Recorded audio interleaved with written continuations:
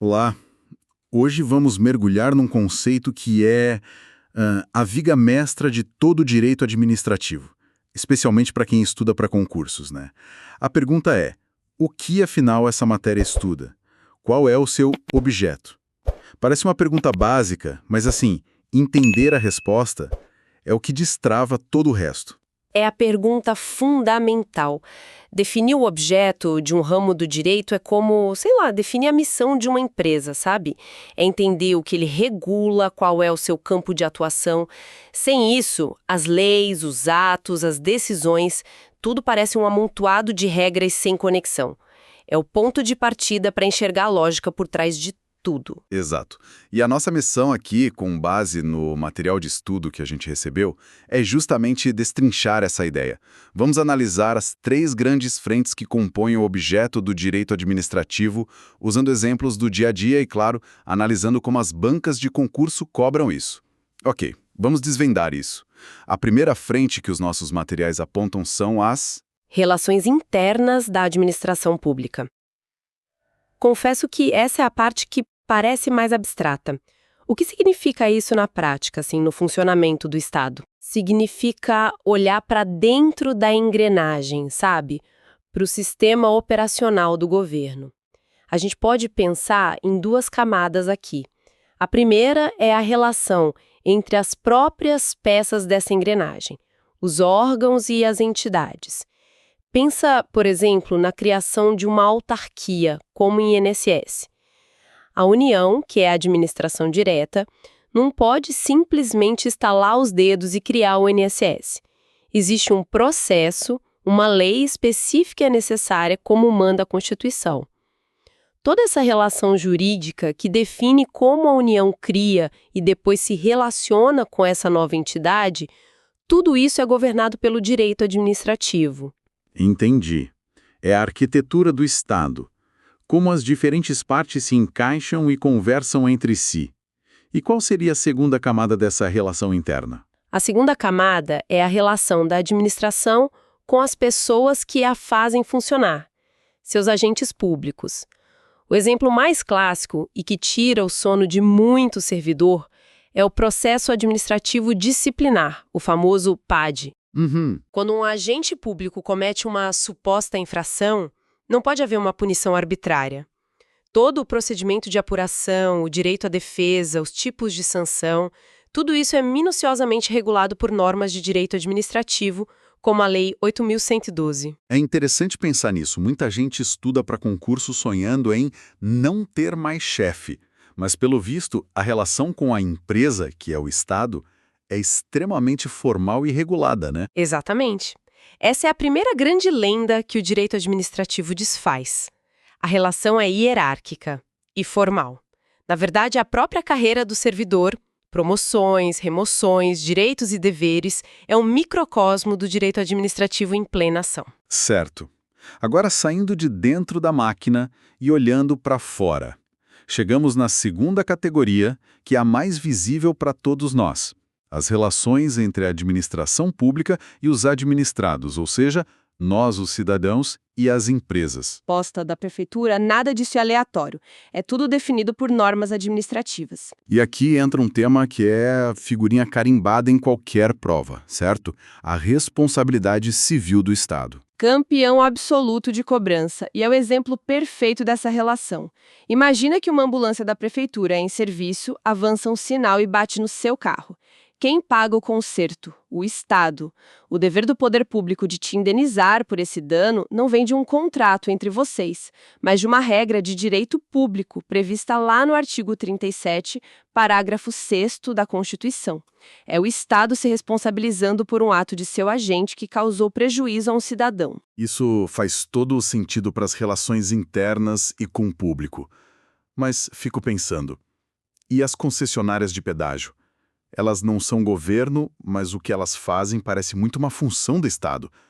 Como o direito administrativo enxerga essa situação? Essa sua pergunta é a transição perfeita para a terceira categoria, que o material descreve como a mais complexa. As atividades materiais prestadas por particulares mediante delegação do Estado. O nome é rebuscado, mas a ideia é exatamente a que você levantou. Então a gente está falando de terceirização de serviços públicos. Em essência, sim. O Estado continua sendo titular, o dono do serviço, mas ele delega a execução para uma empresa privada. O transporte público é o melhor exemplo. O metrô ou a empresa de ônibus que te leva para o trabalho é uma empresa privada, uma concessionária, mas está prestando um serviço que, na sua origem, é uma obrigação do Estado. Uhum. E é o direito administrativo que vai reger tudo isso. O contrato de concessão, as regras para reajuste da tarifa, os padrões de qualidade e segurança, é um universo de normas administrativas. E o exemplo da rodovia pedagiada, como as administradas pela CCR, se encaixa perfeitamente aí. A empresa cuida da manutenção da estrada, que é uma atividade material, mas faz isso em nome do Estado. Exatamente. Aquele contrato que permite à empresa cobrar pedágio em troca da manutenção da rodovia é um contrato administrativo, com cláusulas, obrigações e prerrogativas que não existem em contratos privados comuns.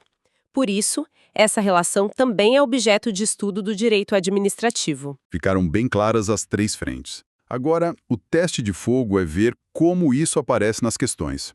O material traz uma assertiva de prova que diz o seguinte: a regulação das relações jurídicas entre agentes públicos, entidades e órgãos estatais cabe ao direito administrativo, ao passo que a regulação das relações entre o Estado e a sociedade compete aos ramos do direito privado. Uma questão clássica para testar a base do candidato. Vamos quebrá-la em duas partes. A primeira parte afirma que a regulação das relações internas, agentes, entidades, órgãos, cabe ao direito administrativo. Com base no que a gente conversou, essa parte tá? Correta. É a primeira categoria que vimos. Certo. Então, o veneno está na segunda parte. Mas espera um pouco. Por que a relação do Estado com a sociedade não seria de direito privado? Quando a prefeitura me vende um terreno num leilão, por exemplo, parece um contrato de compra e venda normal. O que torna essa relação fundamentalmente pública? Ótima pergunta. É aí que mora o núcleo da distinção. Mesmo quando o Estado vende um bem, ele não age como um particular.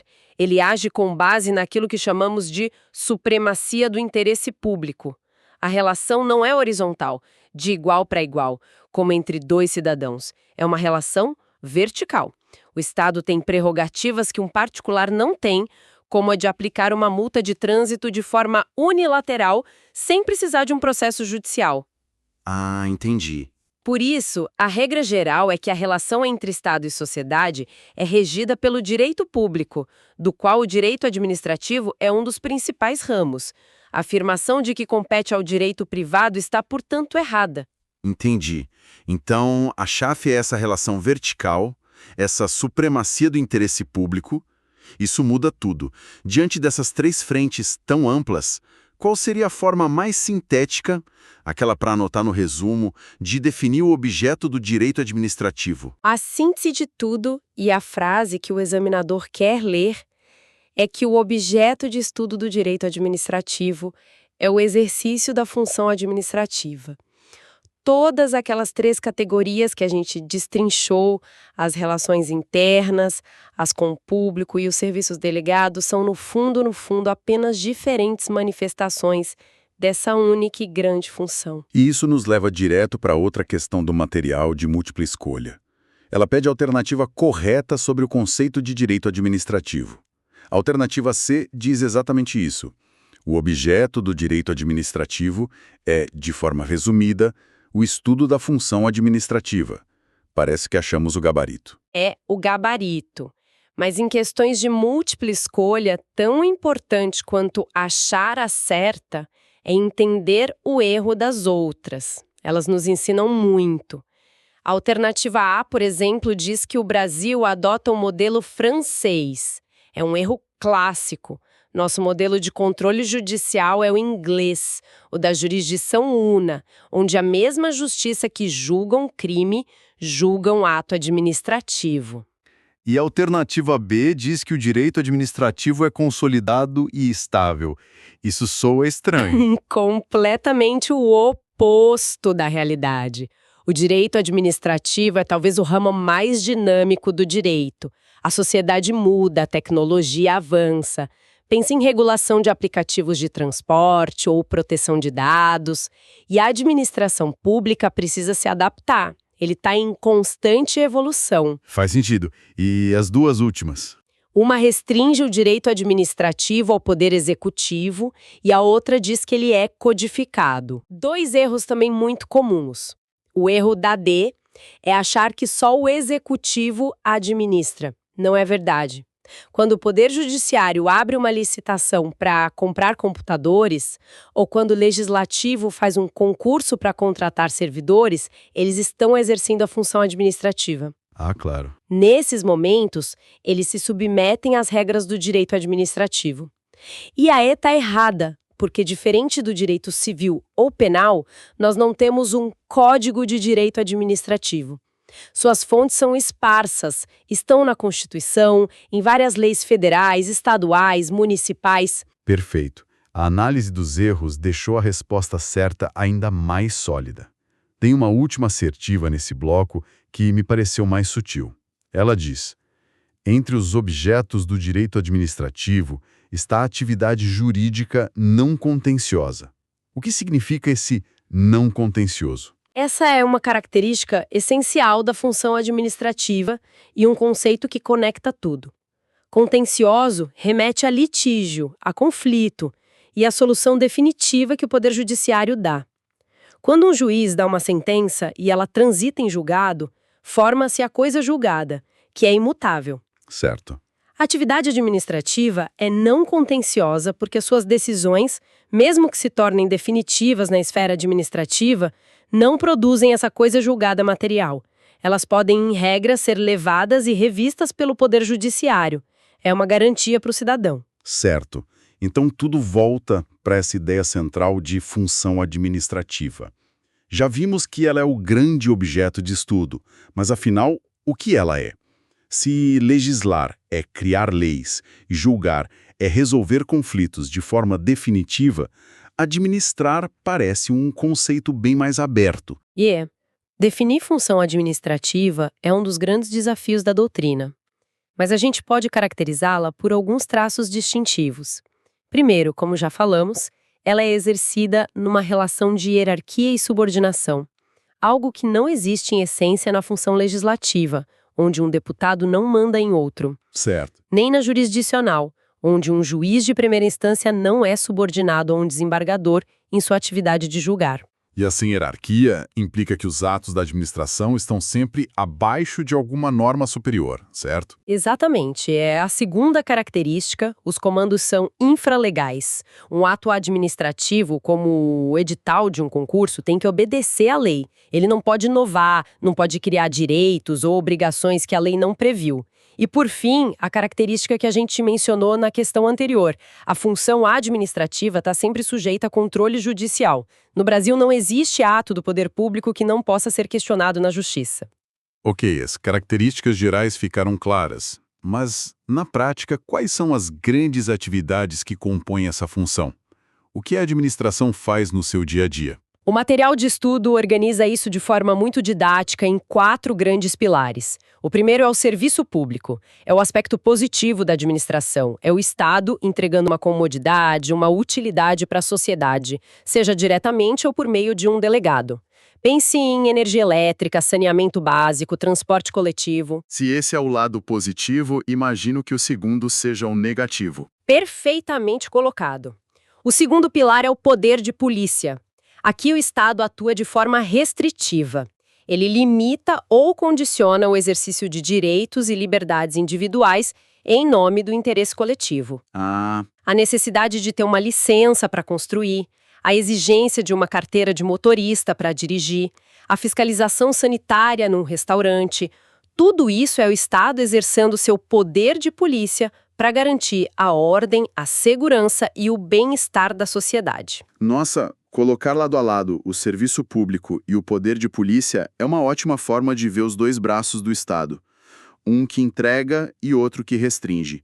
Eu nunca tinha organizado meu pensamento dessa forma. Quais são os outros 2 pilares? O terceiro é o fomento. Aqui o Estado não entrega um serviço nem restringe um direito, mas incentiva a iniciativa privada a atuar em áreas de interesse público. Não é uma imposição, é um estímulo. Tipo uma ajuda. Isso.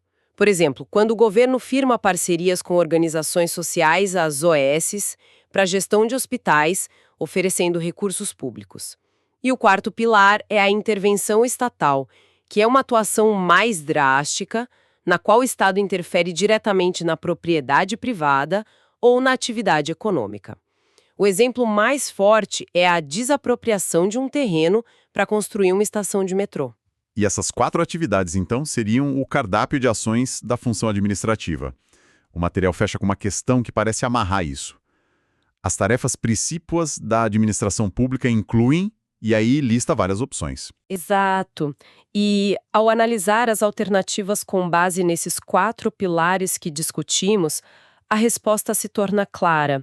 A opção correta é a que menciona a prestação de serviços públicos e a realização de atividades de fomento.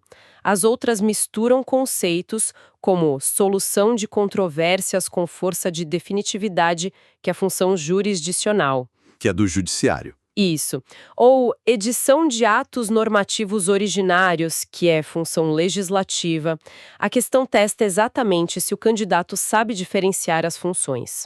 Então, o que eu acho mais fascinante nessa nossa análise é que, no fundo, a licença que alguém tira para construir uma casa, o processo disciplinar de um servidor e o contrato bilionário de uma concessionária de rodovia, todos nascem do mesmo DNA. Todos são manifestações dessa única ideia central, a função administrativa. Entender isso muda a forma como a gente enxerga o Estado no dia a dia. Essa é a grande sacada. O objeto do direito administrativo parece ser um conjunto de coisas desconexas.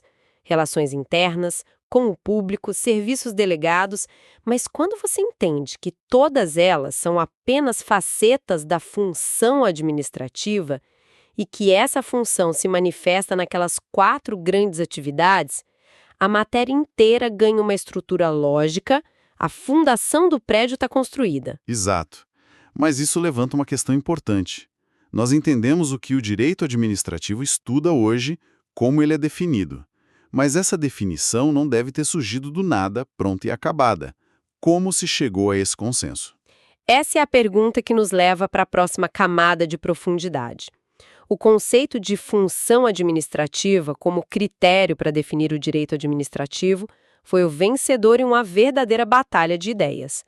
Houve outras escolas, outros critérios que tentaram explicar a essência dessa matéria de formas completamente diferentes. É mesmo? Que tipo de ideias? Havia quem dissesse que o direito administrativo era simplesmente o direito do poder executivo. Outros defendiam que sua essência estava nas prerrogativas, nos poderes especiais do Estado. Uma escola muito forte na França dizia que tudo se resumia ao conceito de serviço público. Entender essas diferentes lentes não é só uma curiosidade histórica, é uma ferramenta poderosa para resolver aquelas questões de concurso mais teóricas, sabe? Que exigem um conhecimento mais profundo.